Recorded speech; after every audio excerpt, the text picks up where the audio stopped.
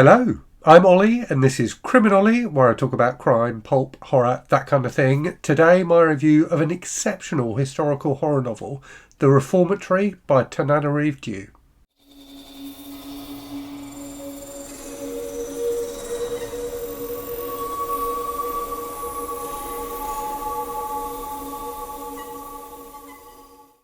Tananarive Due is an author I've been aware of for some time, but shamefully this is the first book that I have read by her. It definitely won't be the last though. I really did think this was an exceptional horror novel.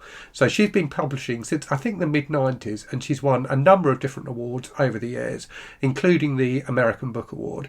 And The Reformatory won 3 awards, I believe. So the Bram Stoker Award for Best Novel, the Shirley Jackson Award for Best Novel, and the World Fantasy Award as well. So a very critically lauded book, and deservedly so. It really was an interesting and gripping and emotional and chilling read. A really excellent mix of kind of horror and other things as well.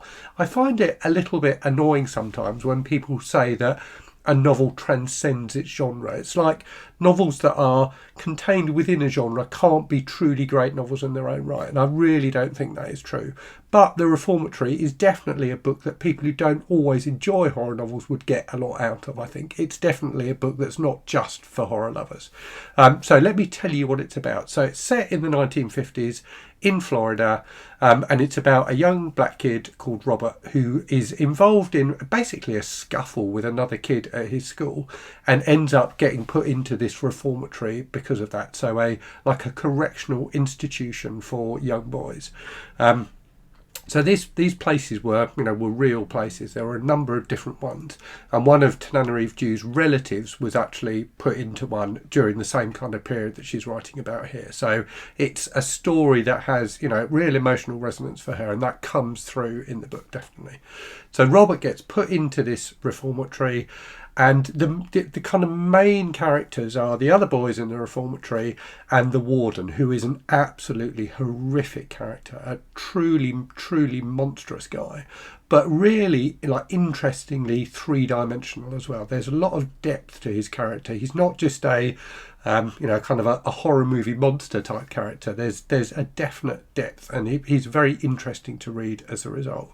And then on the outside, you've got Robert's sister, who is trying to get justice for her brother. So there's a load of different stuff going on in this book, and Tananarive Due juggles the two different storylines, so Robert's storyline and his sister's storyline, really, really well. There's always something to keep the reader wanting to turn the pages.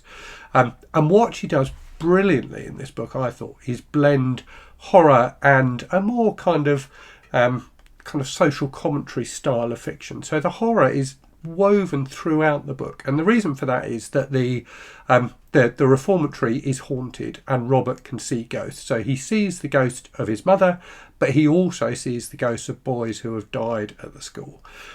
So that mix of kind of supernatural horror and like real world horror, because of the terrible things that go on in this place, is very, very effective.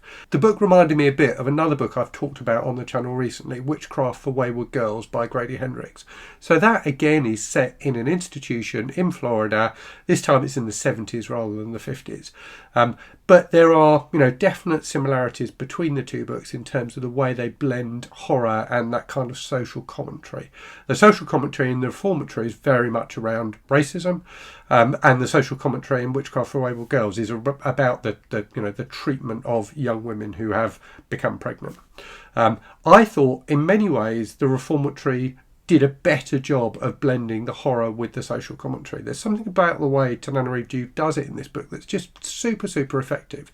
So you really get sucked into the kind of supernatural side of the story, but at the same time, the real horror of this book is the human element, and particularly the things that warden does. So I'm not going to spoil the book by going into more detail than that, but there is some truly horrific stuff in this book, and it's very, very effective as a result. It's also a very gripping read. So there's a ton of peril in this book, as you would expect from the kind of plot I've outlined, and it's very effectively done. I did find overall that I felt like the book didn't get into my guts in quite the the way I expected it to. Don't get me wrong, it's very, very good. It's very effective. It's very moving at times. But I found overall, whilst I thought the horror and the kind of commentary parts of the book were better woven together in the Reformatory, I found that Witchcraft for Wayward Girls was more of an emotional ride for me personally. Obviously, that's going to be different for every reader.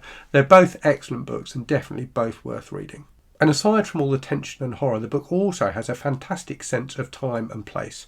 It really does feel like you're in the 50s in Florida. There's loads of interesting detail about kind of local culture and things like that, but also about the civil rights movement. And Tananarive Due's parents were both part of that movement, so she's clearly got some kind of inside detail from them that makes it a really, really fascinating read. So yeah, I thoroughly enjoyed this book. I read it as a buddy read with Randy Ray, the literate Texan. I'll leave a link to his channel in the description to the video. I think he's going to be putting up a review fairly soon as well, so when he does that I'll try and share it in my community tab so you can hear his views as well. He always has something interesting to say about books. Anyway, I will leave it there and say, as always, thank you very much for watching. Hope you're safe and well out there. Hope you're reading good stuff, and I'll speak to you again very soon. Cheerio.